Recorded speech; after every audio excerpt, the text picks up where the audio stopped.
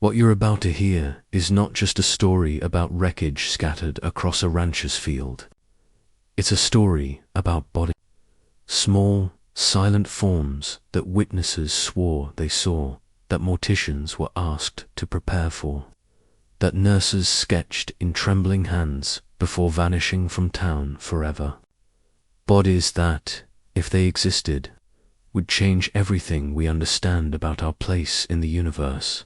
Tonight, we'll walk through the shadows of that fateful summer. We'll listen to the whispers that never quite died, examine the testimonies that authorities worked so hard to silence, and explore the question that has haunted researchers for over 7 decades. What did they find in the desert? And where did they take it?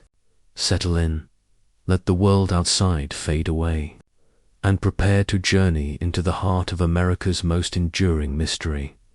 Chapter 1: The Desert. That hides more than sand, the high desert of southeastern New Mexico is a landscape of extremes. By day, the sun hammers down with merciless intensity, baking the earth until it cracks.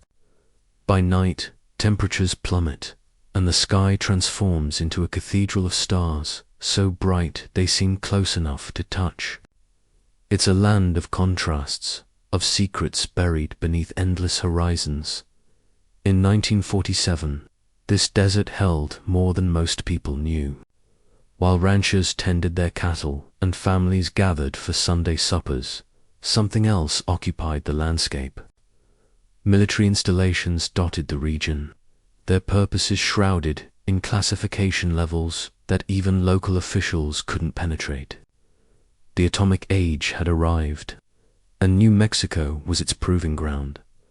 The town of Roswell sat at the intersection of the ordinary and the classified. Its main street could have belonged to any small American town, lined with hardware stores, diners where coffee was always fresh, and a movie theater where families escaped the heat on Saturday afternoons. Children played stickball in dusty lots. Women hung laundry that dried in minutes under the relentless sun. Life moved to rhythms established generations before, but just beyond the town limits, the world was different. The Roswell Army Airfield sprawled across the desert, home to the 509th Bomb Group, the only military unit on Earth trusted with nuclear weapons. These men had dropped the bombs on Hiroshima and Nagasaki. They carried knowledge that weighed heavier than any explosive, and they lived among civilians who understood that some things were never to be questioned. The desert around Roswell was perfect for secrets. Vast, empty stretches where a person could drive for hours without seeing another soul. Ranch land that extended for thousands of acres, places where something could fall from the sky and lie undiscovered for days. The military knew this. They had chosen the location deliberately. Local ranchers had grown accustomed to strange sights. Lights moving in patterns that didn't match any aircraft they recognized. Distant booms that echoed across the plains at odd hours. Most learned to look the other way, to chalk it up to whatever testing the base was conducting. Questions invited trouble, and in a community that valued neighborliness and discretion, trouble was to be avoided. The summer of 1947 arrived with its usual heat, but also with something else, an undercurrent of tension that even the ranchers noticed. The newspapers were filled with reports of flying discs seen across the country. Pilots, police officers, ordinary citizens, all claiming to have witnessed objects that defied explanation. The phenomenon had a name now, flying saucers, and the debate raged in barbershops and living rooms across America. Were they secret weapons? Russian spies? Mass hallucination? Or something stranger still? In Roswell, people read these accounts with a mixture of curiosity and unease. They lived next to a base that tested the most advanced weapons in the world. If anyone was going to see something unusual, it would be them. But even the most imaginative among them couldn't have predicted what was about to unfold. The desert held its secrets close. The wind swept across the sand, erasing footprints almost as soon as they were made. And beneath the endless sky, something was waiting to be found. Something that would transform this quiet corner of New Mexico into the epicenter of the greatest mystery of the modern age. The stage was set. The actors, unknowing, were about to step into roles they never auditioned for. And the desert, vast and silent, was about to reveal that it had been hiding more than sand all along. But what was it hiding? And why, decades later, do so many questions remain unanswered? Chapter 2: Thunder in July. Lightning split the sky on the night of July 2nd, 1947. The storm that rolled across the high plains was violent even by New Mexico standards.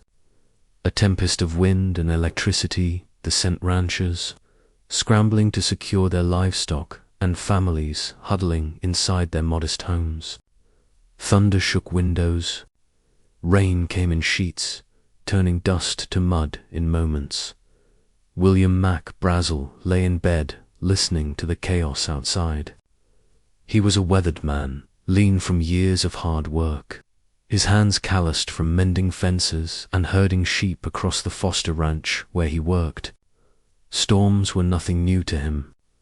The desert threw tantrums regularly, but this one felt different somehow, more intense, as if the sky itself was angry.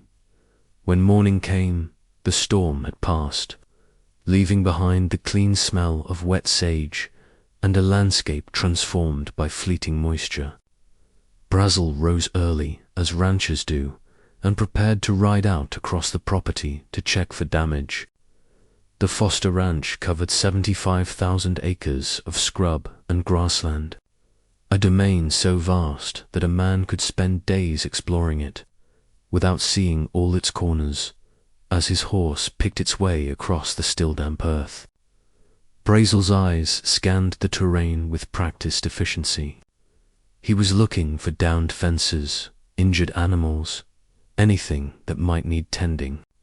What he found instead stopped him cold. Scattered across a stretch of land nearly 3/4 of a mile long lay debris. At first glance, it might have been the remains of a barn torn apart by the wind. But as Brazel dismounted and walked among the pieces, he realized this was nothing so simple. The material glinted in the morning sun with an odd iridescence.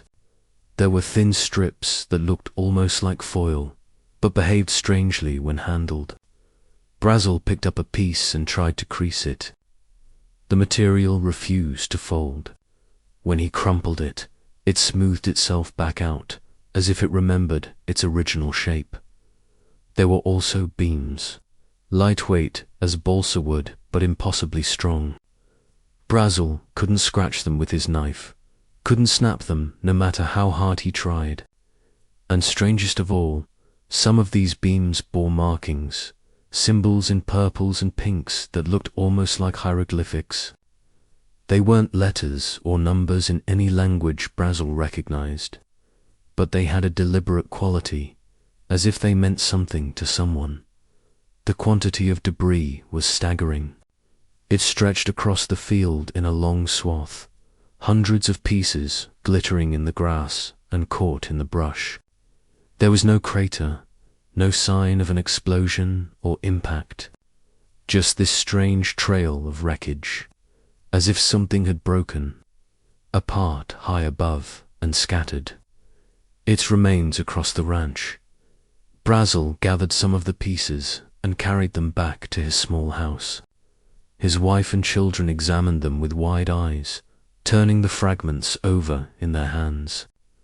The children found the material fascinating, trying unsuccessfully to tear it, burn it, bend it. Nothing worked. The stuff was indestructible, yet weighed almost nothing. It was like nothing any of them had ever seen. For several days, Brazel pondered what to do. He was a practical man, not given to flights of fancy. Living near military operations, he'd seen plenty of weather balloons and odd equipment. But this was different. The sheer amount of material, the strange properties, the unusual symbols, none of it added up. And with all the talk in the newspapers about flying discs, a nagging question formed in his mind. Could this be one of those things everyone was talking about? Finally, on July 6th, Brazel loaded some of the debris into his truck and drove into Roswell. He went straight to the office of Sheriff George Wilcox, a man known for his level-headed approach to problems. Brazel showed him what he'd found and explained where it had come from. Wilcox examined the pieces carefully, his expression growing more serious with each passing moment. The sheriff made a decision that would change history. He picked up the phone and called the Roswell Army Airfield. Whatever this material was, it was beyond his expertise. The military needed to know within hours. Officers arrived. Among them was Major Jesse Marcel, the base intelligence officer, a man trained to identify aircraft, weapons, and anything that might pose a security threat.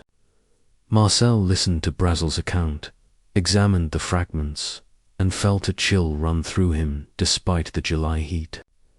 This wasn't like any material in the Army's inventory. Marcel and Brazel drove back out to the ranch. What Marcel saw there would stay with him for the rest of his life.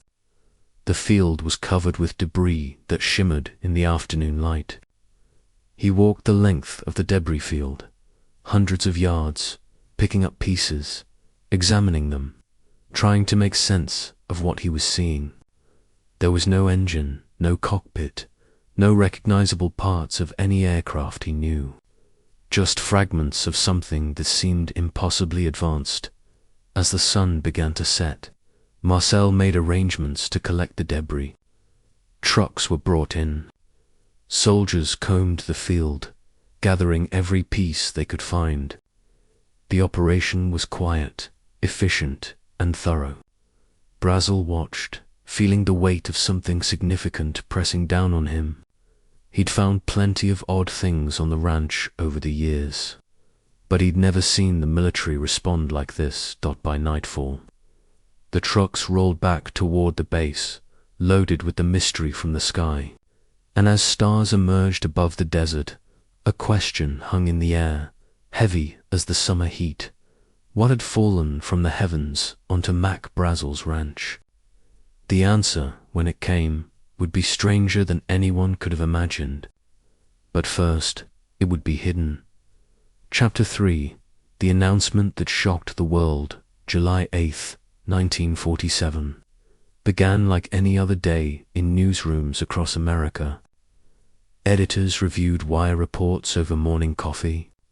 Typewriters clacked as journalists shaped stories about politics, crime, and the ordinary dramas of post-war life. Then, at mid-morning, a bulletin arrived that made everything else fade into insignificance. The Roswell Army Airfield had issued a press release. Its contents were explosive.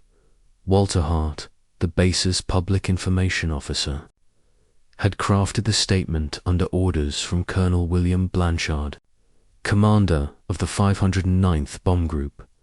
The wording was direct, almost casual in its earth-shaking claim. The Army had recovered a flying disc. The rumors that had filled newspapers for weeks were true. A crashed saucer was now in military custody, retrieved from a ranch northwest of Roswell. The Associated Press grabbed the story immediately. Within minutes, it was racing across telegraph wires to every major newspaper in the country. Editors scrambled. This was front-page material. Bold headlines were composed. Army captures flying saucer. Military recovers disc from New Mexico ranch. The words screamed from papers in New York, Chicago, Los Angeles, cities large and small. For a few precious hours, it seemed as though humanity stood at the threshold of revelation. The flying saucers were real. The government had proof, and the implications were staggering. If craft from another world were visiting Earth, everything, religion, science, our understanding of existence itself would need to be reconsidered. In Roswell, the reaction was electric. Phones rang in every office. Reporters descended on the town, seeking interviews, photographs, any scrap of information they could gather. Townspeople who had been going about their quiet lives suddenly found themselves at the center of global attention. Some reveled in it. Others felt deeply uneasy. This was their home, and now it was being invaded by cameras and questions. But even as the excitement built, something else was happening behind closed doors. The press release had been issued without approval from higher command. When word reached Fort Worth Army Airfield in Texas, and from there to the Pentagon, alarm bells rang. This was not how such matters were to be handled. The message had to be controlled, and controlled immediately. Orders came down swiftly.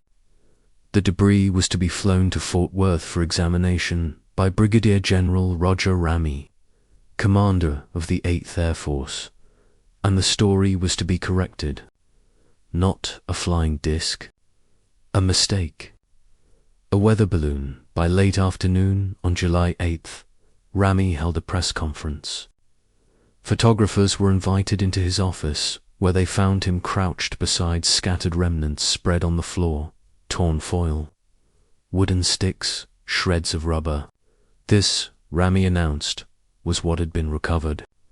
A radar reflector balloon, part of routine weather monitoring. The earlier announcement had been an error, an overreaction by personnel unfamiliar with such equipment. The reversal was stunning in its speed. Morning, flying disc recovered. Evening, weather balloon, nothing to see. Newspapers that had printed sensational headlines now scrambled to issue corrections. Some editors were skeptical. How could the most elite military unit in the world, men trained to handle nuclear weapons, mistake a balloon for an alien craft? But without access to the actual debris, without the ability to question witnesses directly, the press had little choice but to accept the official explanation. For Major Jesse Marcel, the change was particularly bitter. He found himself standing in Ramey's office, posing for photographs beside debris that looked nothing like what he'd collected from the ranch. The material he'd handled had been strange, inexplicable. The fragments on display were mundane, yet orders were orders, and Marcel was a soldier. He posed for the cameras and kept his doubts to himself. In Roswell, the sudden shift created confusion and suspicion. People who had seen the trucks hauling loads through town, who had glimpsed the military's urgency, struggled to reconcile those memories with the balloon explanation. Sheriff Wilcox, who had held the strange material in his own hands, grew quiet when asked about it. Mac Brazel, besieged by reporters, gave carefully worded statements that seemed to contradict his earlier enthusiasm. Something had changed. The excitement of discovery had curdled into unease. And in that unease, seeds of doubt were planted that would grow for decades. The world, for the most part, moved on. The Roswell incident became a curiosity, a brief flare of sensation that had been explained away. But for those who had been closest to it, the questions lingered. Why the rush to change the story? Why the photographs that didn't match what witnesses remembered? Why the sudden transfers and stern warnings? A door had opened for just a moment, offering a glimpse of something extraordinary. Then it had slammed shut, leaving only shadows and whispers behind. But what was really in those trucks? And if it was just a balloon, Why did the cover-up feel so deliberate? Chapter 4. The Bodies. They whispered about if. The debris was strange. What came next was stranger still.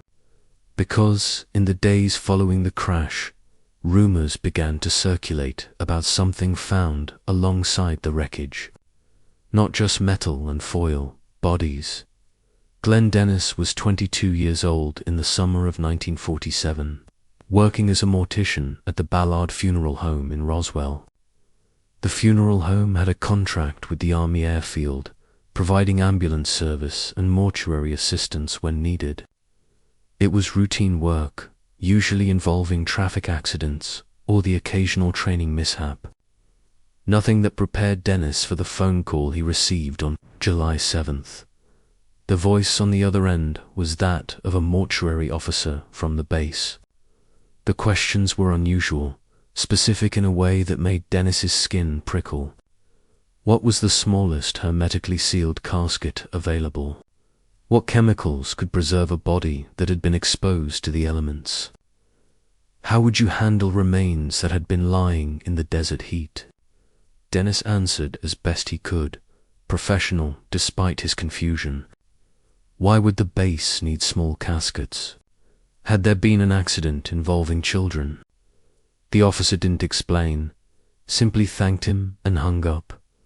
Later that afternoon, Dennis had to drive an injured airman to the base hospital. As he wheeled the soldier through the corridors, he noticed unusual activity. Military police stood guard at doors that were normally left unattended. Nurses he knew personally rushed past without their usual smiles, their faces pale and drawn. The air felt charged, tense in a way Dennis had never experienced at the normally calm facility in a hallway. Dennis ran into a nurse he'd become friendly with, a young woman whose name he would later protect by never revealing it publicly. She looked shaken, her hands trembling as she gripped his arm and pulled him aside. Her words came in a breathless whisper. "Get out of here. You shouldn't be here. They don't want anyone to see." "See what?" Dennis asked. The nurse glanced around, ensuring they were alone. "The body. They're doing an autopsy." "But Glenn, they're not. They're not human." Dennis felt the world tilt. "What do you mean?"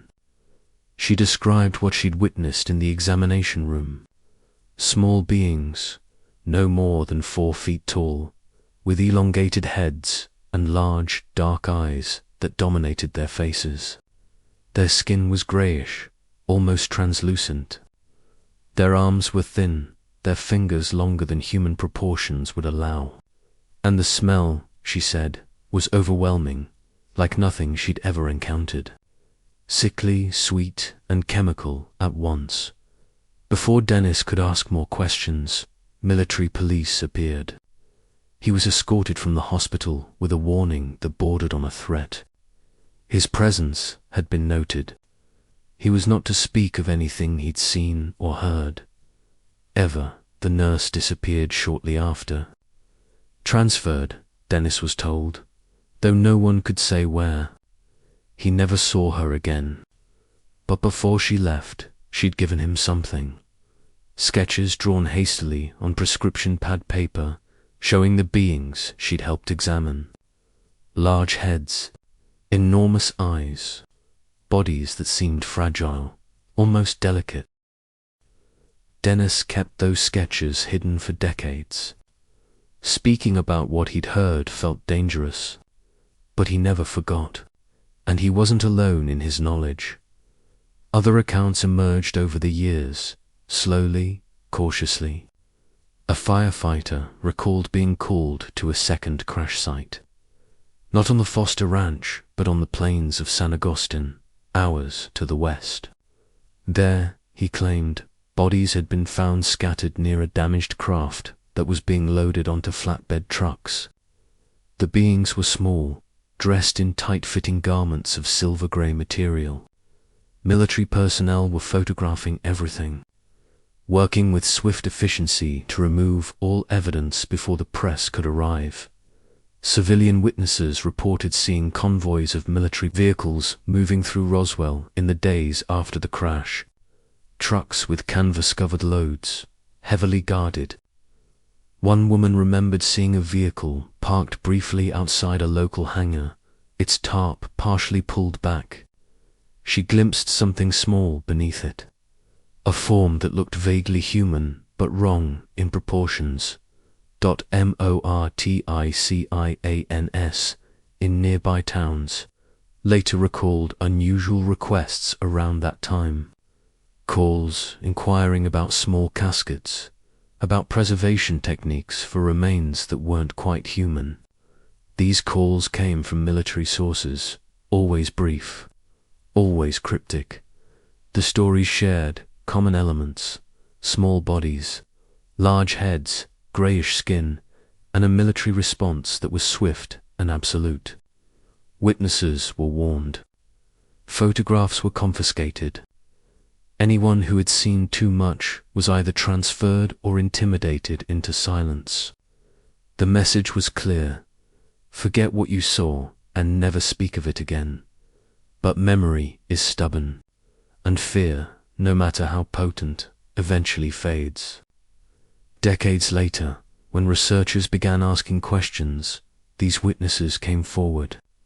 They were older now, less afraid, burdened by secrets they'd carried too long. Their testimonies varied in details, but converged on a central claim: something had been recovered from the desert. Something that walked on two legs and had eyes that stared with alien intelligence. Even in death, the military's official position never wavered. No bodies were recovered. The debris was a balloon, and any talk of beings was fantasy or misidentification. But the consistency of the accounts, the specific details, the corroborating timelines, these painted a different picture. What really lay on those examination tables? And if the bodies existed, where are they now? Chapter 5. The Clampdown. In the days following the press release and its reversal, an atmosphere of control descended over Roswell like a heavy blanket. What had briefly been public became intensely private. What had been spoken of openly became forbidden. Sheriff George Wilcox was one of the first to feel the pressure. According to his family, military officers visited his office multiple times in the week after the incident. The conversations were cordial but firm. The matter was classified. National security was at stake. The sheriff was to cease discussing the debris or answering questions from reporters. Wilcox, a man who prided himself on serving his community, found himself trapped between his duty to his constituents and the weight of military authority. His wife later recalled the change in him. He became withdrawn, troubled in a way she'd never seen. When family members asked about the strange material that had been brought to his office, Wilcox would shake his head and change the subject. Whatever he'd been told, whatever he'd seen, it had shaken him deeply. Mac Brazel experienced an even more direct intervention. After accompanying Major Marcel back to the Foster Ranch to show him the full extent of the debris field, Brazel was taken to the Army airfield. He remained there for several days, held under what was officially termed protective custody. His family noticed his absence. Neighbors wondered where he'd gone. When he finally returned, he was a different man. Gone was the rancher's natural curiosity about the strange find. In its place was a careful, measured reluctance to discuss the matter. When reporters pressed him for details, Brazel's answers became vague, sometimes contradictory. He suggested the material might have been a weather balloon, though his earlier descriptions had conveyed genuine puzzlement. He avoided eye contact. His words had the rehearsed quality of someone reciting a script. Years later, Brazel's son would recall his father's bitterness.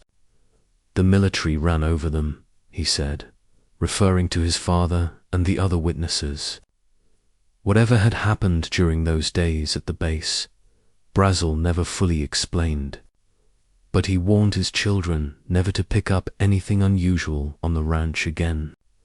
"It'll just bring trouble," he told them. The soldiers who participated in the debris recovery faced their own form of silencing. The 509th Bomb Group was already the most secretive unit in the military.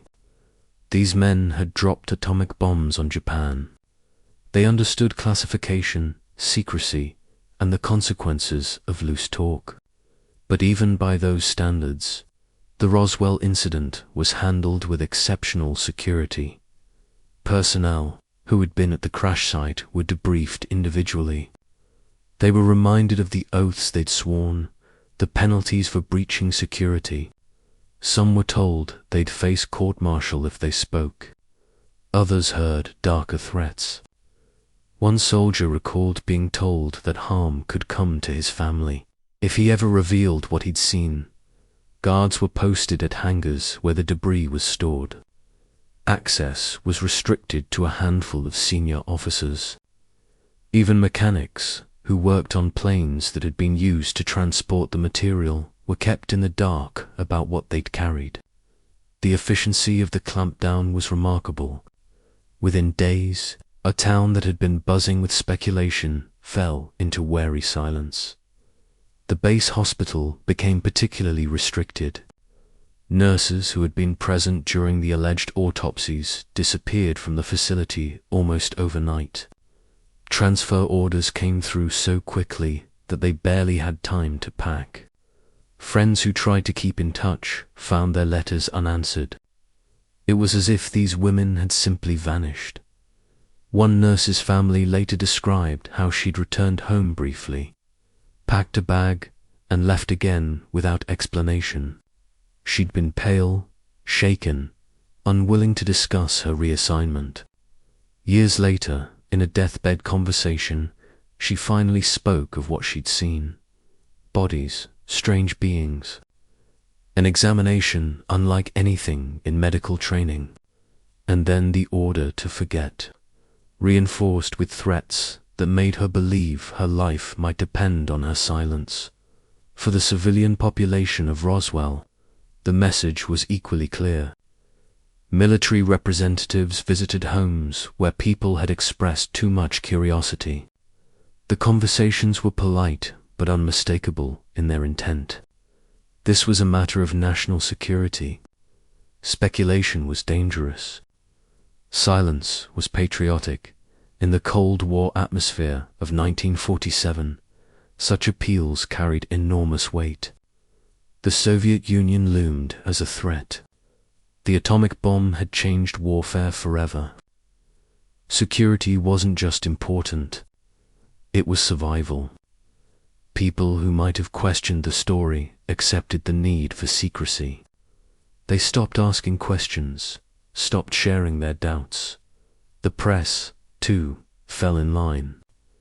After the Fort Worth demonstration of balloon debris, reporters moved on to other stories. The Roswell incident was filed away as a brief moment of confusion, a case of mistaken identity that had been quickly resolved. No follow-up investigations were launched.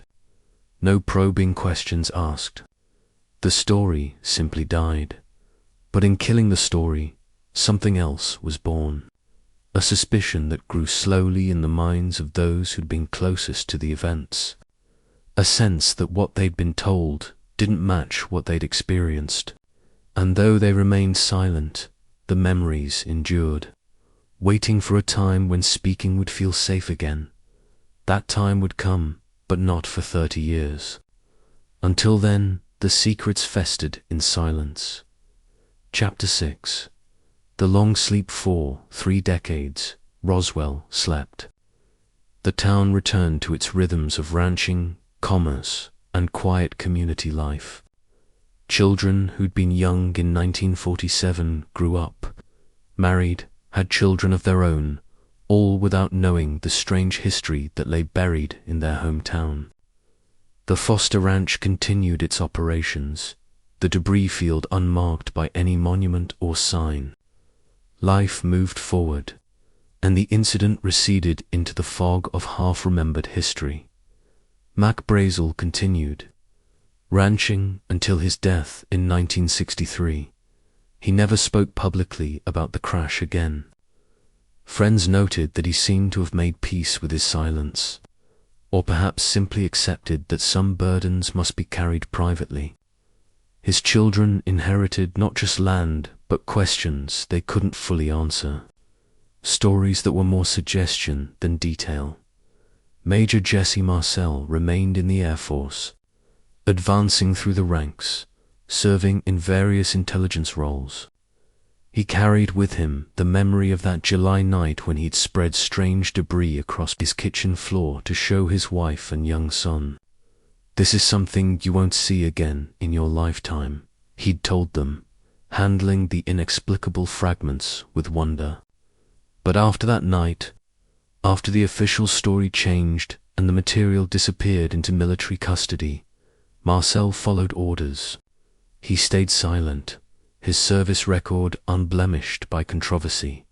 Sheriff Wilcox finished his term and retired, never seeking re-election.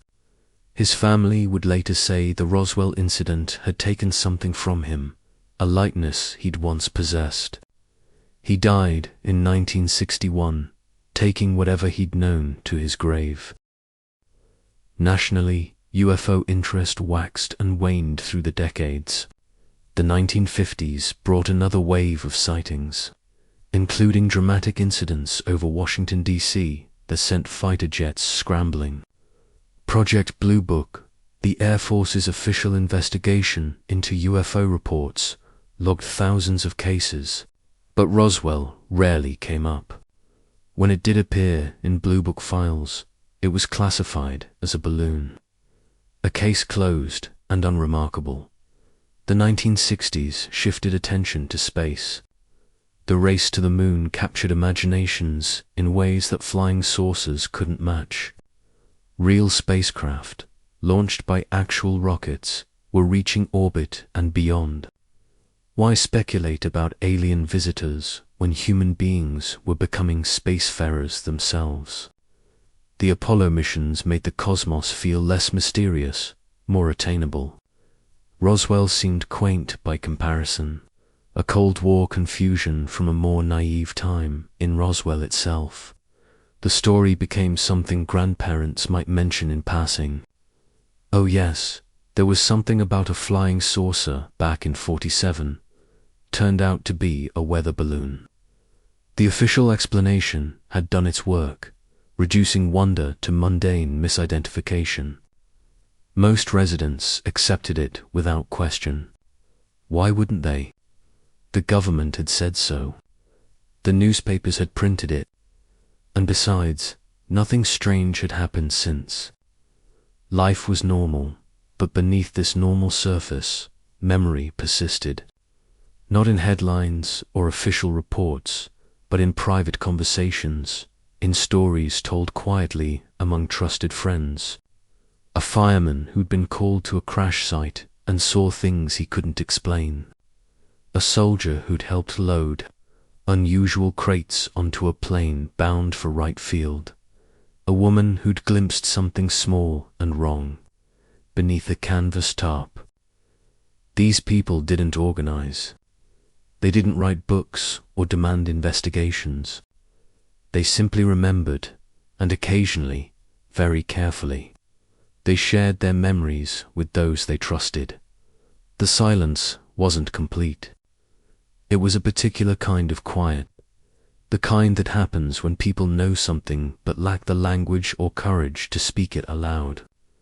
The official story created a ceiling over inquiry.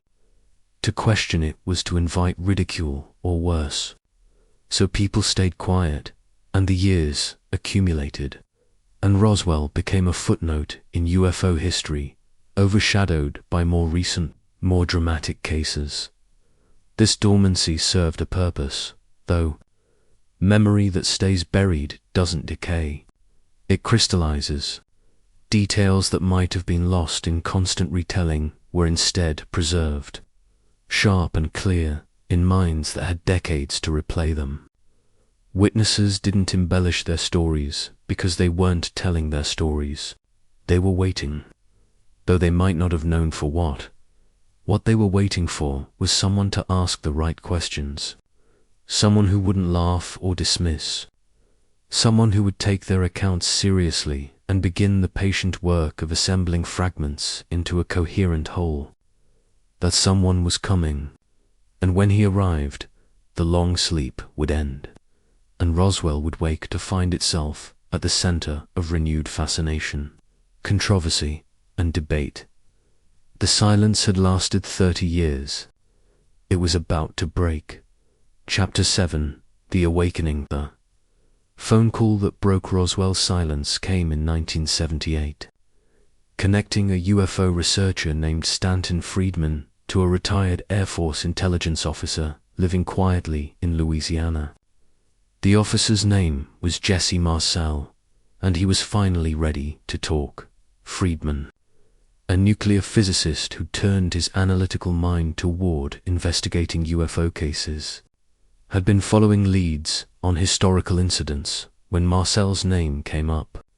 Someone suggested he might know something about the old Roswell case. Friedman made the call, expecting little, perhaps another dead end in a field full of them. What he got instead was a confession. Marcel, now in his 70s, described the wreckage he'd collected from Mac Brazel's ranch 30 years earlier. His voice carried conviction as he explained that the material had been unlike anything in the military's arsenal. Metallic foil that wouldn't crease, beams that couldn't be broken, fragments covered in strange symbols. It was not of this earth, Marcel said simply. The weather balloon explanation, a cover story, plain and simple. For Friedman, this was explosive. Here was a credible witness, a former intelligence officer with a distinguished service record, stating unequivocally that the official explanation was false. Friedman knew the significance of what he'd stumbled onto. If Marcel was telling the truth, if even part of his account was accurate, then Roswell wasn't a closed case at all. It was a door that had never been properly opened. Friedman contacted fellow researchers, William Moore and Charles Berlitz. Together, they made the pilgrimage to New Mexico, tape recorders in hand, notebooks at the ready. What they found astonished them. Marcel's testimony was just the beginning. Once word spread that researchers were asking questions, other witnesses emerged from the shadows. Many speaking openly for the first time. Glenn Dennis, now middle-aged, finally told his full story. The strange phone call about small caskets. The nurse's terrified description of bodies with oversized heads and large dark eyes. The military's urgent warnings to stay silent. He produced the sketches he'd kept hidden for decades. Yellowed paper covered in simple drawings of beings that looked alien in every sense of the word. A firefighter came forward with an account of being called to a second site, miles from the Foster Ranch. There, he said, he'd seen military personnel loading something onto trucks, something that looked like a craft and bodies that were definitely not human. He'd been warned at the time that his life depended on forgetting what he'd seen. Now, old and no longer afraid, he was ready to remember publicly. Soldiers who'd participated in the recovery operation began talking. Some corroborated Marcel's description of the strange debris. Others added new details about security measures that had seemed excessive at the time. Guards with shoot-to-kill orders. Debris being flown out in multiple planes, distributed to different bases, as if to ensure no single location had the full picture. The operation had been methodical, compartmentalized, and utterly unlike anything they'd experienced before or since. Civilians added their voices. A woman who'd been a girl in 1947 recalled her father, a base employee, coming home shaken and telling her mother about small bodies, children before being shushed and never speaking of it again. A ranch hand remembered military personnel scouring the desert for weeks after the main recovery, ensuring every fragment had been collected. The researchers compiled these accounts with growing excitement and trepidation. The pattern was undeniable. Multiple witnesses, separated by decades in geography, were describing the same things. Strange debris, small bodies, military secrecy. The testimonies corroborated and reinforced each other in ways that suggested genuine memory, not conspiracy or confabulation. In 1980, Moore and Berlitz published The Roswell Incident, the first book dedicated entirely to the case. It laid out the witness statements, the timeline, the contradictions in the official story.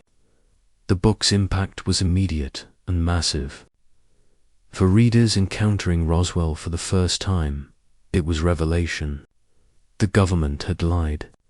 Something extraordinary had crashed in the New Mexico desert, and the proof wasn't in blurry photographs or second-hand rumors, but in the words of credible witnesses who'd been there. The timing of the book's release couldn't have been better. America in 1980 was primed for stories of government conspiracy. Watergate had shattered trust in official narratives. Vietnam had shown how easily administrations could lie to the public. The idea that the military might hide evidence of extraterrestrial contact seemed not just plausible, but likely. Media attention followed. Talk shows invited Marcel and other witnesses to share their stories. Local news stations in New Mexico revisited the case. Documentaries began production. Roswell was no longer a forgotten footnote. It was becoming a phenomenon. For Jesse Marcel, speaking out brought both relief and cost. Some praised his courage. Others questioned his memory, his motives, even his sanity. The military distanced itself from his claims, suggesting age had colored his recollections. But Marcel remained steadfast until his death in 1986. On his deathbed, surrounded by family, he repeated what he'd maintained since breaking his silence. The material he'd handled in 1947 was not from Earth. The awakening of Roswell changed everything. What had been local legend became international intrigue. Researchers descended on New Mexico by the dozens, interviewing anyone who might have information. New witnesses continued to emerge, each adding pieces to an ever-expanding puzzle. The story grew, deepened, became more complex and more compelling with each passing year. But with the awakening came challenges. Some witnesses proved unreliable under scrutiny. Stories shifted in retelling. Skeptics pointed to inconsistencies, suggesting that memory decades old couldn't be trusted. The debate became heated, passionate, sometimes bitter. Roswell was no longer a simple question with a simple answer. It was a battleground where believers and skeptics waged war over truth, memory, and the limits of official authority. Yet through it all, one element remained constant: the bodies. Nearly every account that emerged in this awakening period included references to them. Small beings with large heads and eyes. Bodies examined in secret. Remains spirited away to hidden facilities. Whether these accounts represented truth or mass delusion, they became the heart of the Roswell mystery. The detail that separated this case from every weather balloon and experimental aircraft explanation. Chapter 8: Witnesses and Whispers. As the 1980s progressed, the roster of Roswell witnesses grew like a constellation slowly emerging in a darkening sky. Each new testimony added another point of light, and together they began to form a picture that was harder and harder to dismiss. One of the most compelling voices belonged to a man named Frankie Rowe. She'd been 12 years old. In July 1947, the daughter of a Roswell fire chief. Her father had been called to what was described as a plane crash outside of town. When he returned hours later, he'd been pale, shaken in a way young Frankie had never seen. At the dinner table, he'd told his family what he'd witnessed, speaking in low tones, glancing at the windows as if worried about being overheard. There had been debris unlike anything he'd ever seen, he said, and small figures that weren't human, with large heads and skin that looked grey or tan. The military had been there in force, securing the site, moving the remains with urgent efficiency. He'd been warned not to speak of what he'd seen. His voice had trembled as he told his family, "Don't ever talk about this. It could be dangerous." Days later, military personnel visited their home. Frankie remembered men in uniform speaking firmly to her father, reminding him of his obligations. One officer turned to young Frankie and her sister, his face hard. "You didn't see anything. You didn't hear anything. If you talk about this, you and your family could disappear into the desert. Nobody will ever find you." The threat, delivered to children, had worked. The family fell silent. But decades later, with her father long dead and her own life lived, Frankie Rowe came forward. Her testimony added crucial details. There had been multiple sites, she confirmed, not just Mac Brazel's ranch. Her father had been called to a location closer to Roswell itself, suggesting that whatever had crashed had broken apart over a wide area, and the military's response to civilian witnesses had been uniformly threatening, designed to terrify people into permanent silence. Another witness emerged from an unexpected quarter. Sergeant Melvin Brown had been part of the debris recovery team, one of the soldiers who'd actually handled the material and stood guard at the crash site. Before his death, Brown had confided in his wife and daughters about what he'd seen. The debris had been strange, yes, but it was what was under the tarp that had stayed with him. Bodies, small, child-sized, but clearly not children. He'd described large heads, unusual proportions, and a smell that had made several soldiers sick. His daughters came forward with his account, sharing details he'd revealed only in the safety of home, years after the event. Their father had been a military man through and through, loyal and disciplined. The fact that he'd spoken of this at all suggested how deeply the experience had affected him. He'd wanted his family to know the truth, even if he couldn't tell the world. A particularly intriguing testimony came from Lieutenant Walter Haut himself, the public information officer who'd issued that explosive press release in 1947 for decades. Haut had maintained a careful neutrality about the incident, neither confirming nor denying the extraordinary claims. But before his death, in 2005, he left behind a sealed affidavit to be opened only after he passed. When the document was finally revealed, it contained stunning admissions. Haut swore that he'd personally witnessed not just the debris, but also intact craft and alien bodies at the Roswell base. He described being present when one of the beings was examined, seeing its large eyes, elongated head, and four-fingered hands. He'd kept silent during his lifetime out of respect for orders and concern for his safety, but in death, he wanted the truth known. These testimonies were supported by more peripheral witnesses. A photographer who'd been asked to document something at the base but was prevented from doing so by armed guards. A secretary who'd typed classified reports about non-human casualties. A delivery man who'd seen unusual activity at the base hospital, including what appeared to be small gurneys being wheeled under heavy security. Each account added texture and detail. The beings were consistently described as around 4 feet tall. Their heads were disproportionately large, bulbous, with eyes that dominated their faces. Most accounts mentioned 4 fingers rather than 5.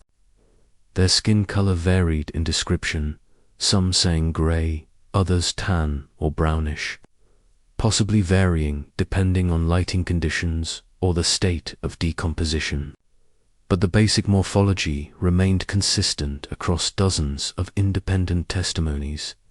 Skeptics noted the variations in detail, and the fact that many witnesses came forward only after decades had passed. They argued that the consistency could be explained by witnesses influencing each other, or by cultural expectations of what aliens should look like, shaped by science fiction and popular media. The lack of contemporaneous documentation was damning, they said. Where were the photographs, the official reports, the physical evidence that could settle the matter? But believers pointed to the very uniformity of the military's response as evidence of something significant. Why threaten witnesses if there was nothing to hide? Why transfer nurses and reassign soldiers if it had just been a weather balloon? Why the sealed affidavits and deathbed confessions if there wasn't genuine substance to the claims? The debate raged in books, at conferences, on television programs. Roswell had become more than a case study. It was a phenomenon that revealed deep fissures in society, lines drawn between those who trusted authority and those who questioned it, between those who believed humanity was alone in the universe and those who saw evidence of contact everywhere they looked, and at the center of it all were the bodies. The debris could be explained away. Balloons, experimental aircraft, even memory errors. But the bodies were different. They suggested intelligence, life, beings who had traveled here and died here. If the witnesses were telling the truth, if even a fraction of their accounts were accurate, then Roswell wasn't just about technology or secrecy. It was about contact, the kind that would change everything humanity believed about itself. But where were these bodies now? And what had been discovered in examining them? Chapter 9. The hidden morgue. Among the most persistent and disturbing elements of the Roswell testimony was the question of what happened to the bodies after they were recovered. Where were they taken? Who examined them? And what, if anything, did those examinations reveal? Multiple witnesses pointed to the same destination, Wright Field in Dayton, Ohio, later renamed Wright-Patterson Air Force Base. This massive installation had been the center of Air Force research and development since World War II. It housed laboratories, testing facilities, and secure storage areas perfect for sensitive materials. If the military had recovered something extraordinary, Wright-Patterson would be the logical place to send it. Particularly detailed account came from a woman whose father had been a high-ranking officer stationed at Wright-Patterson in the late 1940s, speaking decades later. She recalled childhood memories that had always puzzled her. Her father would sometimes come home from work, distracted and troubled. Once, when she was about 10, she'd asked him what was wrong. He'd looked at her for a long moment, then said something she'd never forgotten. "We have things at the base that people aren't ready to know about. Things that would change everything." Years later, as an adult, she'd pressed him for details. He'd been elderly by then, less concerned with security oaths and more concerned with truth. He'd told her about a special section of the base, Building 18F, where materials recovered from unusual incidents were analyzed. He'd never personally entered that section, but he'd known colleagues who had. They'd spoken in careful terms about biological specimens that weren't from Earth, preserved remains that defied conventional understanding. Another account came from a military photographer who claimed to have been summoned to Wright-Patterson in the summer of 1947 for a special assignment. Under heavy security, he'd been escorted to a laboratory where he was told to photograph several specimens. He described seeing small bodies laid out on examination tables, their features unmistakably non-human. The photography session lasted several hours, he said, and he was required to turn over all negatives immediately. He never saw the photos again, and was debriefed with stern warnings about the consequences of discussing what he'd witnessed. The accounts of examinations at Wright-Patterson painted a picture of intense scientific inquiry conducted under the tightest security. Medical personnel drawn from various specializations, working in isolation, each analyzing specific aspects of the remains without being given the full picture. It was compartmentalization taken to its extreme, ensuring that no single person could grasp the entirety of what had been discovered. What did these examinations supposedly reveal? The testimonies varied, but certain details recurred. The being's skeletal structure was light, almost fragile, suggesting they hadn't evolved under Earth's gravity. Their skulls contained brain cavities proportionally much larger than human ones. Their eyes, though closed in death, were enormous, possibly adapted for low-light conditions. Internally, their organs were simplified compared to human anatomy, with systems that seemed to serve similar functions but through different biological mechanisms. Most intriguing were reports of technology found with the bodies. Some witnesses described suits or garments that seemed to be integrated with the beings themselves, as if biological and technological elements were blurred. Others mentioned devices found at the crash sites, small objects whose purposes remained mysterious but which continued to function despite the crash, emitting faint electromagnetic signals or displaying lights that wouldn't extinguish. All of these accounts remained, frustratingly, beyond verification. No photographs emerged, despite multiple witnesses claiming they'd seen or taken them. No official documents surfaced to confirm the presence of alien remains at Wright-Patterson or anywhere else. The testimonies existed in a liminal space between history and rumor, compelling but unprovable. The Air Force, when pressed about Building 18F and allegations of alien autopsies, issued standard denials. No such examinations had occurred. No non-human remains had ever been recovered or studied. Wright-Patterson was a research facility for conventional military technology, nothing more. They pointed to the lack of physical evidence as proof that the claims were fantasy, yet the denials themselves raised questions. If the allegations were so absurd, why did the Air Force bother responding to them at all? Why had sections of Wright-Patterson remained off-limits, even to personnel with high security clearances? Why did rumors about the base's secret holdings persist among its own staff? Some researchers suggested that the bodies, if they existed, might have been moved multiple times over the decades. Initial examination at Wright-Patterson, then transfer to other facilities as security protocols changed and techniques advanced. There were whispered references to locations in Nevada, to underground facilities at Los Alamos, to secure vaults in Virginia. Each relocation would have made the trail colder, the evidence harder to trace. One particularly tantalizing lead emerged in the 1990s when a former CIA operative claimed that tissue samples from the Roswell remains had been distributed to select laboratories for analysis, disguised as samples from unknown terrestrial organisms. Scientists at these labs had supposedly reached startling conclusions about the samples' genetic structure before being informed that their work was classified and their findings would never be published. But, like so many Roswell leads, this one dissolved under scrutiny. The operative's credibility questioned and his claims impossible to verify. The hidden morgue remained hidden, if it existed, if the bodies had been real, if the examinations had occurred. The conditional nature of every claim highlighted the fundamental frustration at the heart of the Roswell mystery.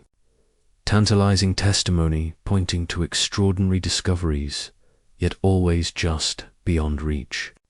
Always sealed behind walls of classification and denial. But some evidence, perhaps, was hiding in plain sight, waiting for the right person to recognize it. Chapter 10. The crash site revisited in the decades following the incident. The Foster Ranch, where Mac Brazel first discovered the debris, became something of a pilgrimage site for UFO researchers. The remote location, still isolated and vast, attracted those hoping to find missed fragments or some trace of what had occurred there in 1947. The landscape looked much as it had then, unchanged by the passage of time, a canvas of sand, scrub, an endless sky in the 1990s. A team of researchers conducted a systematic survey of the debris field using metal detectors and careful grid patterns. What they found was intriguing. Buried just beneath the surface were numerous small fragments of metal, most clearly from conventional military sources, spent ammunition casings, aircraft parts. But a few pieces stood out. Tiny fragments of an unusual alloy that tested anomalously. Materials that seemed to resist standard metallurgical analysis. One fragment in particular sparked intense debate. A small piece of metal, no larger than a thumbnail, that exhibited unusual properties. When subjected to spectrographic analysis, it showed a composition that suggested manufacturing techniques beyond 1947 capabilities. Layers of different elements arranged in precise sequences, suggesting nanotechnology or advanced materials science. Skeptics argued it could be a modern contaminant, something dropped by a researcher or visitor decades after the incident. Believers saw it as a potential piece of the original craft. Overlooked in the military's otherwise thorough recovery, the fragment disappeared into private collections. Its provenance disputed, its significance debated. Like so much of Roswell, it existed in that frustrating grey zone between evidence and anomaly. Suggestive, but not conclusive. More compelling, perhaps, were the environmental anomalies researchers documented at the site. The debris field, as identified by witness accounts and property records, showed unusual characteristics decades after the crash. Soil samples revealed trace elements in concentrations that shouldn't occur naturally. Electromagnetic readings were inconsistent, showing variations that suggested something had disrupted the local environment on a fundamental level. Plants growing in the debris field exhibited strange mutations. Local ranchers, when interviewed, mentioned that livestock avoided certain areas, that grass grew differently in patches corresponding to where the debris had supposedly landed. These effects could be explained in conventional terms, of course. Unusual mineral deposits, variance in soil composition, selective memory from ranchers who'd heard the stories. But taken together, they painted a picture of land that had been marked by something unusual. Researchers also located the second alleged crash site mentioned by some witnesses, on the plains of San Agustin. This location was even more remote, accessible only by dirt roads that became impassable in rain. Here, the testimony was that an intact or partially intact craft had been found along with Bedtime. The military's recovery operation had supposedly been more extensive, involving heavy equipment to lift the main structure. At this site, investigators found even less physical evidence. The passage of time and the thoroughness of the recovery had erased nearly everything, but soil analysis again revealed anomalies, and local residents had stories passed down through families. Accounts of unusual military activity in the area during July 1947, of roads being blocked, of helicopters and trucks operating in areas that had never seen such activity before or since. Archaeological techniques were employed, treating the crash sites as historical locations worthy of systematic excavation. Trenches were dug, seeking debris that might have been buried or overlooked. Ground-penetrating radar scanned for unusual subsurface structures or materials. The efforts were methodical, scientific, and largely frustrating. Decades had passed. The military's initial recovery had been exhaustive. What remained were traces, suggestions, possibilities. Yet even these traces had value. They showed that the sites had indeed experienced unusual activity consistent with witness accounts. They provided physical locations where the stories could be anchored, tested against terrain and geography.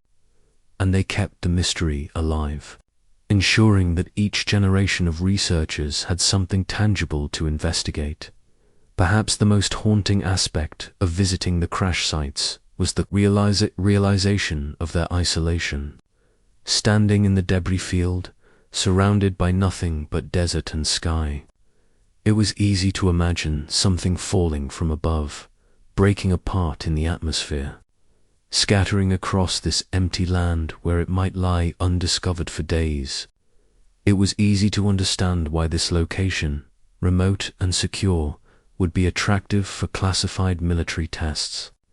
And it was easy to see why, if something extraordinary had crashed here, the military would want to recover it quickly and completely.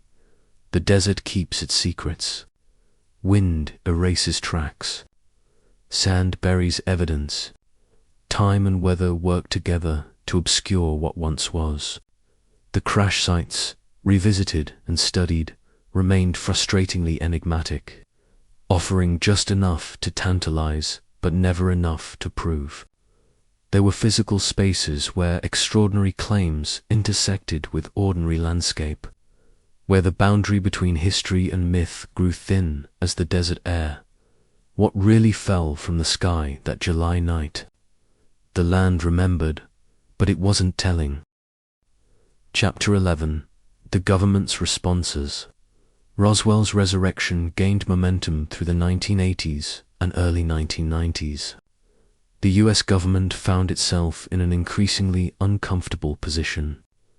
What had been successfully buried for decades was now front-page news again. Congressional representatives were receiving letters from constituents demanding answers. Media outlets were running specials that questioned official explanations. The pressure for a definitive response became impossible to ignore. In 1994, Congressman Stephen Schiff of New Mexico formally requested information about the Roswell incident from the Defense Department. He later reported, shocked by the stonewalling he encountered. Simple questions about a decades-old event were met with bureaucratic delays and non-answers. This treatment of an elected official suggested to Schiff that something more than routine secrecy was at play. Schiff's inquiries eventually prompted the Air Force to conduct an official review. The result, released in 1994, was titled The Roswell Report: Fact versus Fiction in the New Mexico Desert. Running to nearly 1,000 pages, it represented the military's first comprehensive attempt to address the controversy since 1947. report's conclusion was straightforward. The debris recovered at Roswell was from Project Mogul, a classified program involving high-altitude balloons designed to detect Soviet nuclear tests. These balloons, the report explained, carried sensitive acoustic equipment and radar reflectors. When they crashed, they left debris that could easily be misidentified by those unfamiliar with the program. The report was detailed, including photographs of Mogul balloons, testimony from project scientists, and documentation showing that one of the balloon trains had been launched in early June 1947 and subsequently lost track of. The timing and location aligned roughly with the Roswell incident. The unusual materials witnesses described, the foil, the beams, matched components of the Mogul array. For skeptics of the Roswell story, the report was vindication. Here was a legitimate classified program that explained the debris, the military's sensitivity, and the cover story. Project Mogul had been deeply secret in 1947, tied to America's earliest efforts to monitor Soviet nuclear activity. Of course, the military had responded with urgency and secrecy. Of course, they'd concocted a cover story rather than reveal the true nature of the wreckage. The weather balloon explanation had been the first attempt to deflect attention. When that story proved insufficient, the incident had simply been buried and forgotten.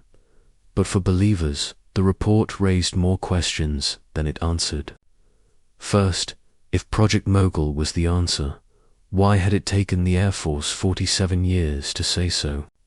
The program had been declassified decades earlier. Why maintain the weather balloon story if a more plausible classified explanation existed? Second, the report focused entirely on the debris field and made no mention of bodies, despite that being a central element of witness testimony. Third, several witnesses, including Jesse Marcel, explicitly stated that the material they'd handled was unlike anything in the military inventory. Even classified programs, the report's shortcomings became even more apparent 3 years later when the Air Force released a follow-up, the Roswell Report, case closed. This second document attempted to address the most problematic aspect of witness testimony, the bodies.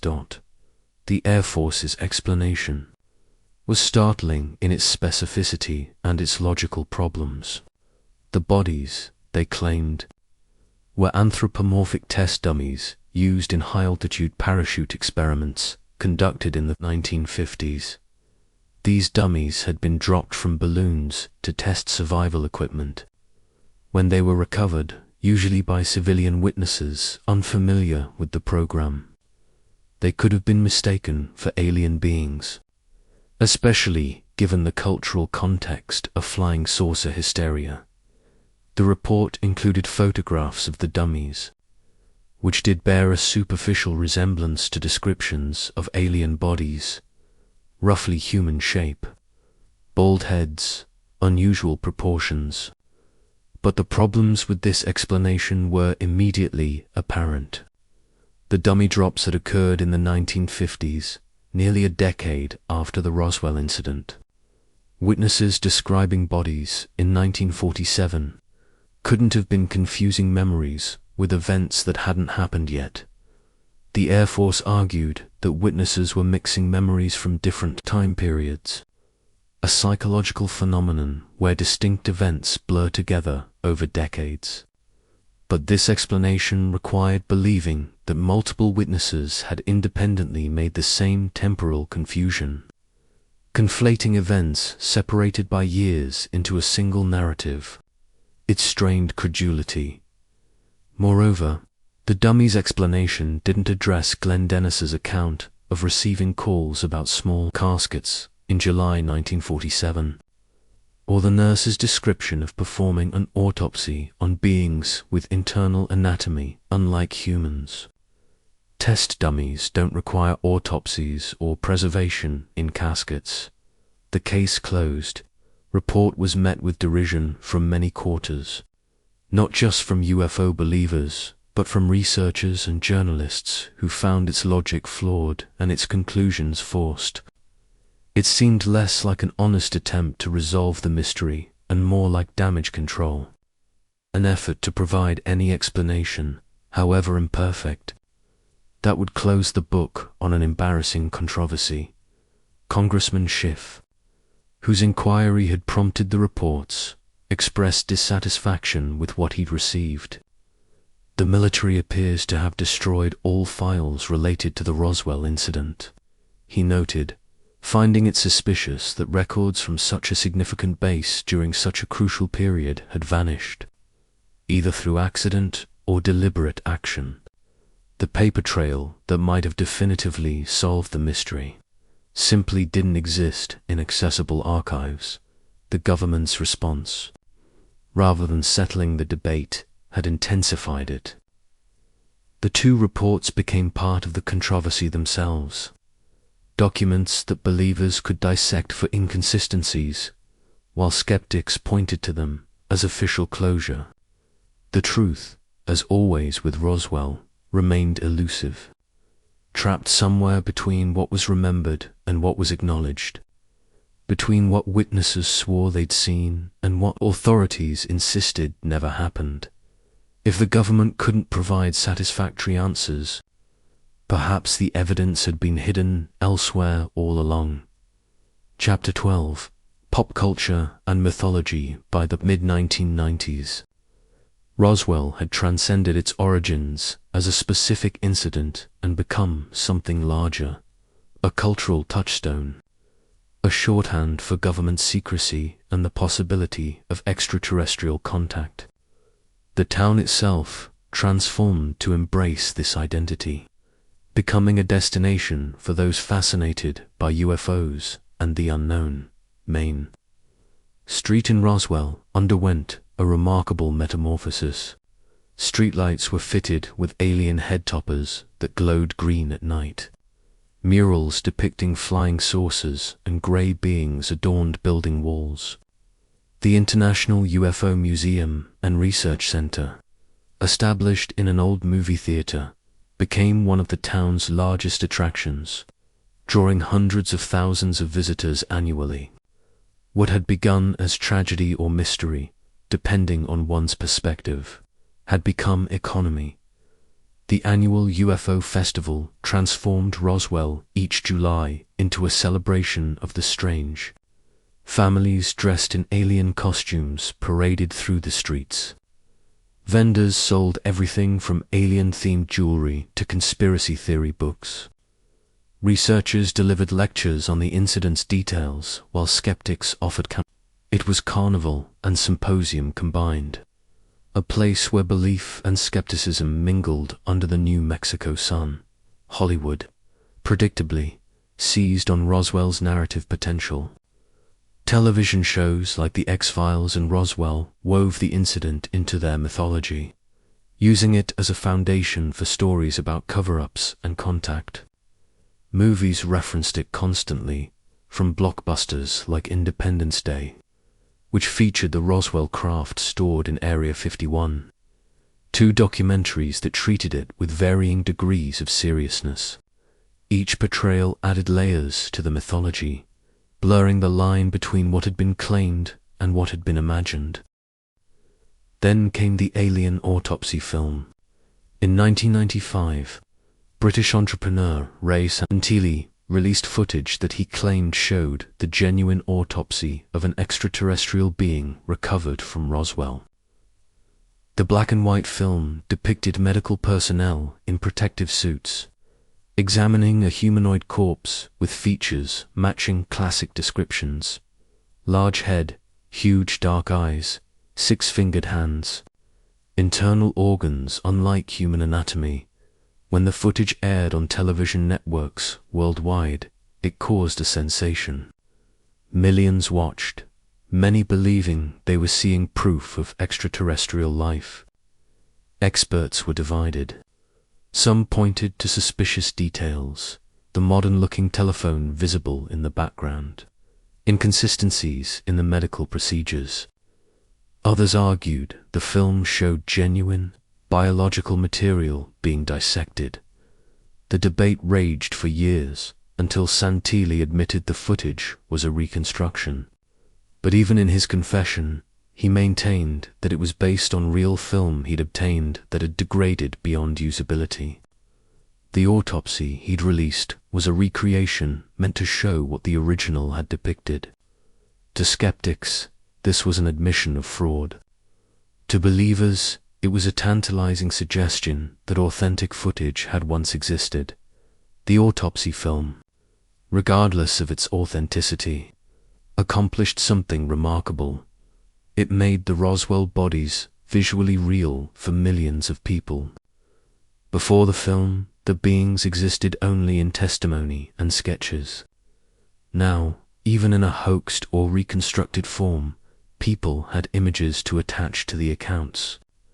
The film became inseparable from Roswell lore, discussed and debated as part of the incident's mythology. This transformation of Roswell into popular culture had complex effects. On one hand, it kept the story alive, ensuring each generation encountered the mystery. Young people who might never have heard of the incident discovered it through television shows and movies. The questions it raised about government secrecy, about our place in the universe, about the nature of truth, resonated across demographics and generations. On the other hand, the commercialization and fictionalization of Roswell made serious investigation more difficult. How could researchers ask people to consider witness testimony soberly when the town was selling alien bobbleheads? How could the mystery be taken seriously when it was the subject of comedy sketches and science fiction plots? The town of Roswell itself struggled with this tension. Many residents embraced the UFO identity, recognizing the economic benefits it brought. Tourism dollars supported local businesses, created jobs, put Roswell on the map in a way cattle ranching never could. But others felt their community had been reduced to caricature, known only for little green men, rather than for the real people who lived and worked there. Yet, perhaps this transformation was inevitable. Mysteries of this magnitude can't stay contained. They spill out into culture, get reshaped by entertainment and commerce, become myth even while claiming to be history.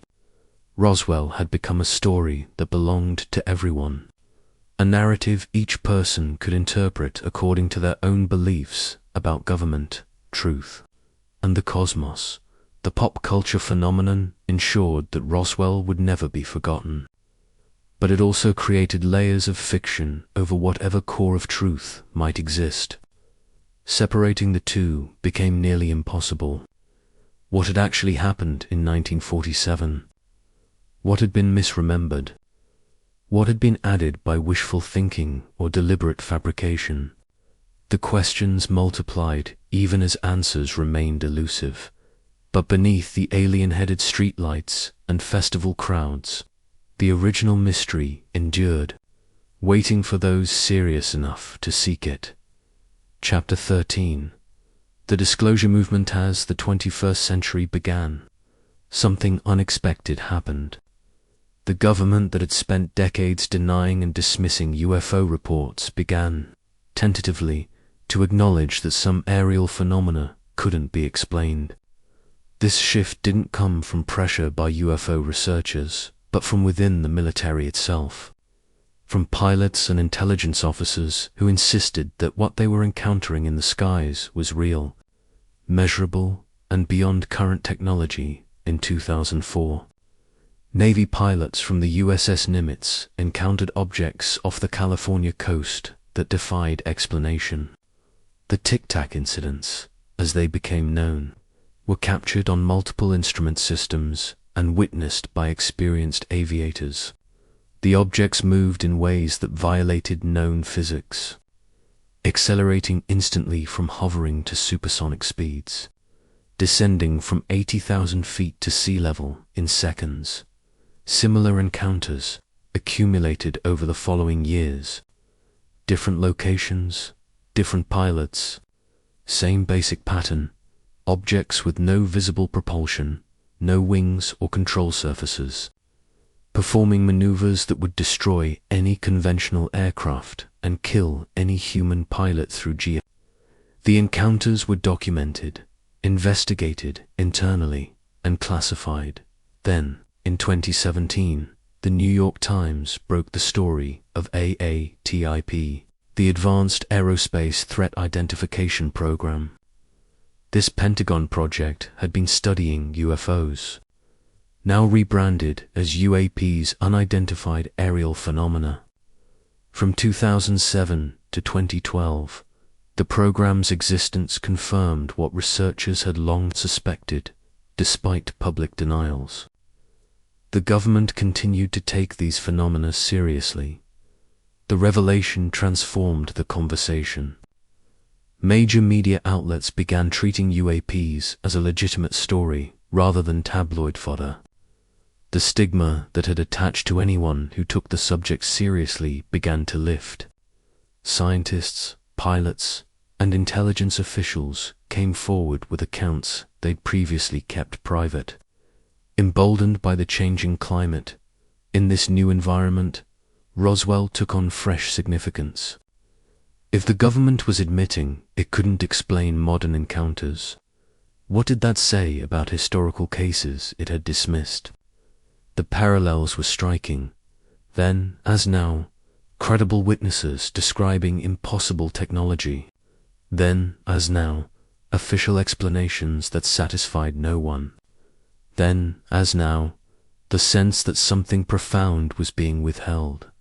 In 2023, former intelligence official David Grush testified before Congress that the U.S. government had maintained secret programs to recover and study crashed craft of non-human origin. He claimed that intact and partially intact vehicles had been retrieved, along with non-human biologics, government speak that strongly implied bodies.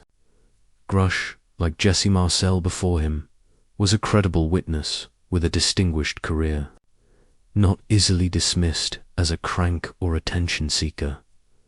His testimony didn't mention Roswell by name, but the connection was implicit. If crash retrieval programs existed, Roswell would have been their beginning. The template for how such operations were conducted, the compartmentalization, the secrecy, the intimidation of witnesses, all the elements witnesses had described in 1947 matched what Grush was now claiming remained true. Congressional hearings followed. Lawmakers demanded transparency.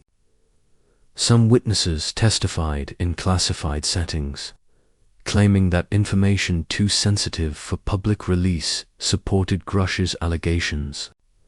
The disclosure movement, which had long operated on the fringe, suddenly found itself in mainstream discussion, debated on cable news and in op-ed pages. For those who'd spent decades investigating Roswell, this felt like vindication. The pattern they'd identified, the recovery and study of anomalous materials and biological specimens, was now being described by government insiders as ongoing reality. Roswell wasn't an isolated incident, but the first chapter in a continuing story. Skeptics, however, remained unconvinced. Testimony, even from credible sources, wasn't evidence. Where were the vehicles, the biologics, the physical proof that could be independently verified? Grush himself admitted he hadn't personally seen the materials he described, relying instead on reports from colleagues. This second-hand nature of the claims, skeptics argued, made them no more reliable than the Roswell testimony of decades past. The debate continued, as heated and unresolved as ever. But what had changed was the context.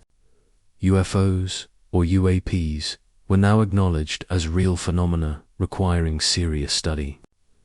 The question was no longer whether strange things were seen in the skies, but what they were and where they came from.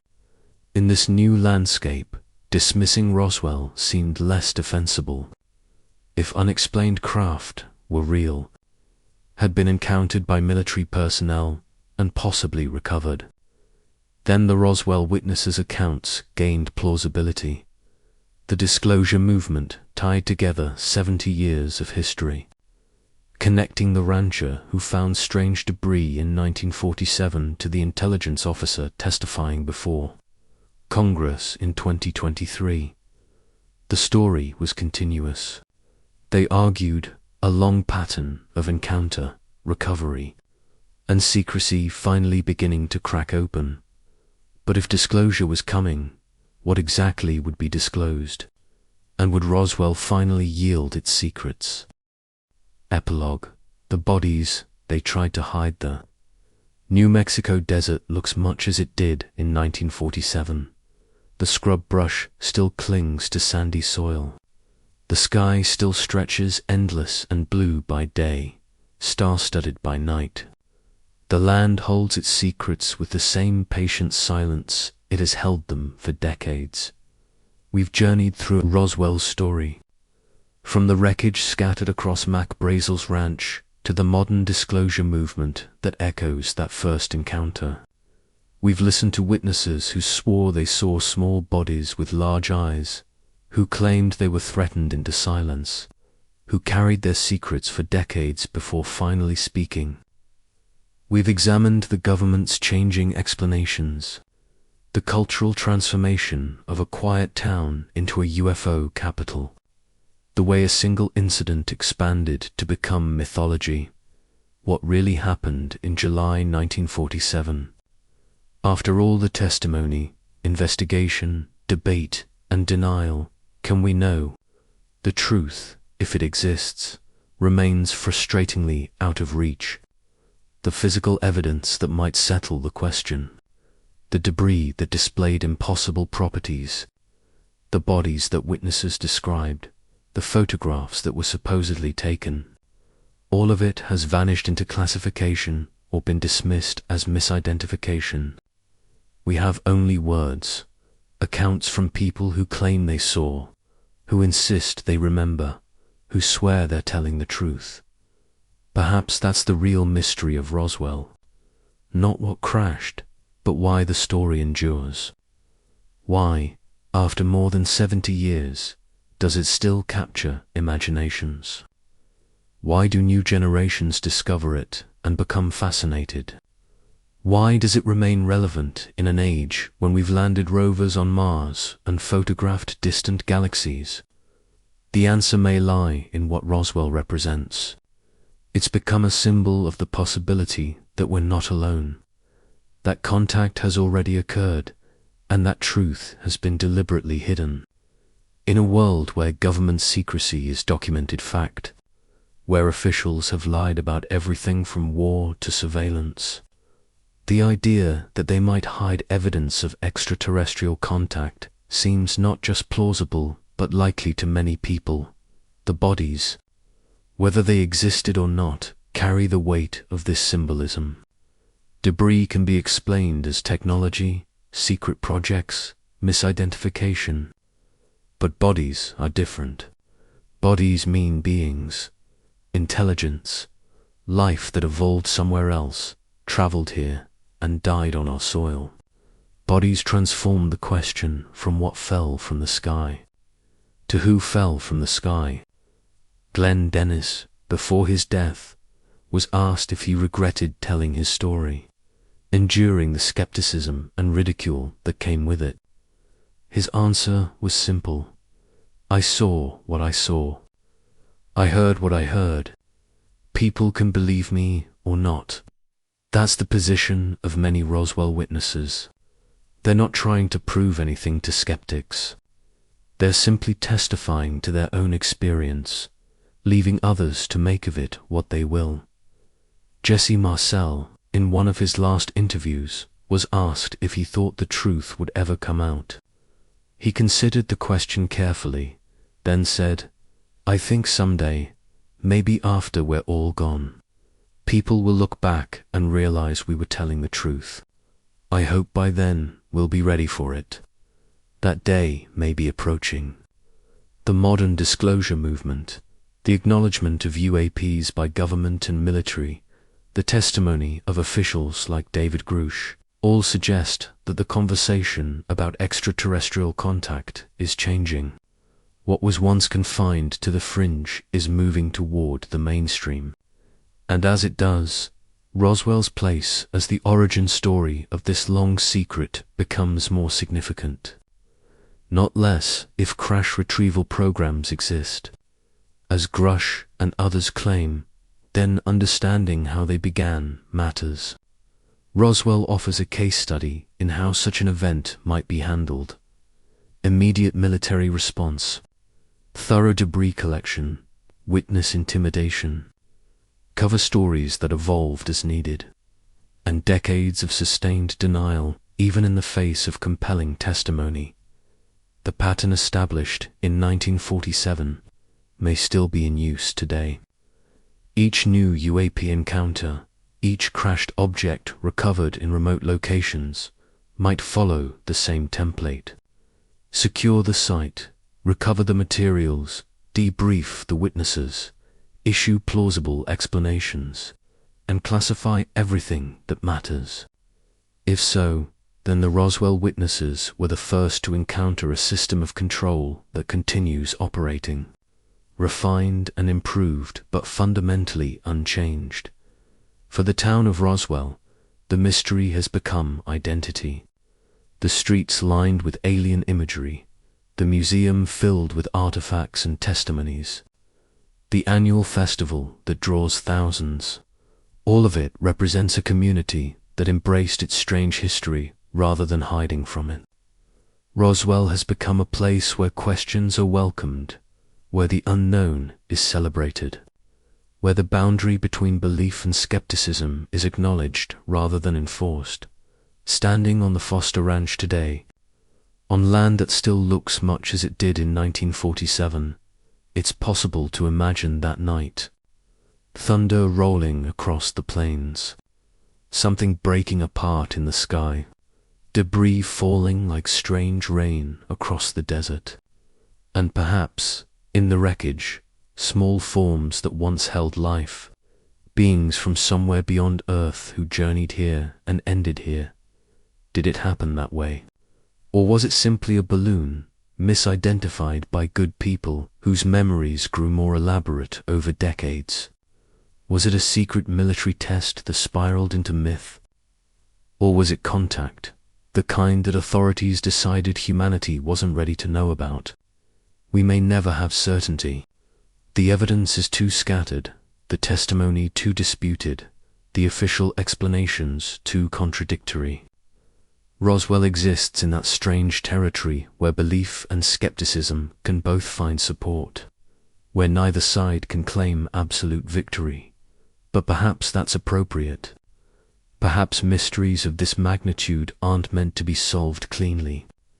Perhaps they exist to remind us that reality may be stranger and more complex than our explanations allow, that there are questions without answers, secrets that remain sealed, possibilities that hover just beyond proof. The bodies they tried to hide, if they existed, are hidden still, stored in facilities we can't access, studied by programs we can't confirm, guarded by classifications we can't penetrate. Or they never existed at all, creations of memory and mythology, given form by our need to believe we're not alone. Either way, Roswell endures. It outlasted the cover-up, the ridicule, the official explanations. It survived decades of silence and explosion into pop culture.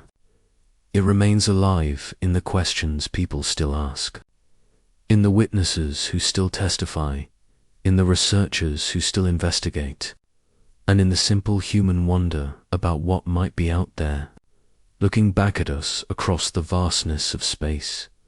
The desert remembers. It holds its secrets in silence, offering neither confirmation nor denial. The sky stretches overhead, the same sky that witnessed whatever occurred that July night. And somewhere, perhaps in secure facilities or buried in classified archives, the truth waits. The bodies they tried to hide may still be hidden, but the questions they raised cannot be hidden. Those questions live on, passed from generation to generation, whispered in the dark, shouted in congressional hearings, debated in documentaries, and wondered about by anyone who's ever looked up at the stars and asked, "Are we alone?" Roswell doesn't answer that question, but it refuses to let us forget it was asked. Final reflection: what we carry forward as you drift toward sleep. Consider what Roswell means to you now. Not what you believe or disbelieve, but what the story itself represents. A crashed balloon that became legend. A genuine encounter buried under decades of denial. A mystery that can't be solved because the evidence was deliberately destroyed or never existed at all. Perhaps Roswell's greatest gift is not its answer, but its persistence. In a world that rushes to explain everything, that reduces complexity to sound bites, that demands immediate resolution, Roswell remains stubbornly unresolved. It sits at the intersection of memory and history, testimony and proof, belief and skepticism. The witnesses are nearly all gone now. Mac Brazel, Jesse Marcel, Glenn Dennis, the nurses and soldiers and civilians who saw whatever they saw. They've carried their truths into death, leaving behind only recorded words and fading photographs. The generation that experienced the event firsthand has passed, making verification impossible and the mystery permanent. But their testimonies remain. Recorded, transcribed, analyzed, debated. They form a body of evidence that is either the greatest story never told or the greatest story never disproven. The consistency of the accounts, the credibility of the witnesses, the specificity of the details, all of it creates a narrative that resists simple dismissal at the same time. The absence of physical proof, the contradictions in testimony, the way memory can be shaped by suggestion and time, all of this creates reasonable doubt. Perhaps Roswell is a lesson in the fallibility of human perception.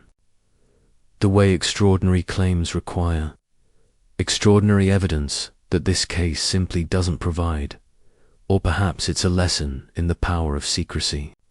The way governments can bury truth so deeply that it becomes indistinguishable from myth.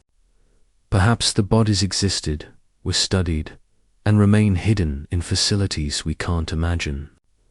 Perhaps the truth is so profound that its revelation has been deemed too dangerous, too destabilizing to ever acknowledge. We can't know. Not with certainty. Not now, maybe not ever. But we can carry forward the essential questions. We can maintain the curiosity that Roswell inspires. We can look at the night sky and wonder what might be out there. We can question official narratives, not from paranoia but from healthy skepticism. We can listen to witnesses without immediately dismissing them, while also demanding evidence before accepting extraordinary claims. Roswell teaches us to sit with uncertainty, to accept that some mysteries may never be solved, to find meaning not in answers but in the asking. The bodies they try to hide remain hidden, if they ever existed. But the question of whether we're alone in the universe remains as urgent and unanswered as it was in 1947, as you close your eyes tonight. As sleep pulls you down into dreams, let Roswell's mystery drift through your mind. Not as something to solve, but as something to contemplate. A story of the desert and the sky, of secrets and testimony, of a moment when something strange happened and nothing was ever quite the same. The stars are still there, burning in the darkness. The desert still stretches beneath them, vast and silent. And somewhere in the space between what we know and what we wonder, the truth waits, patient and eternal. Sleep well. Dream of mysteries.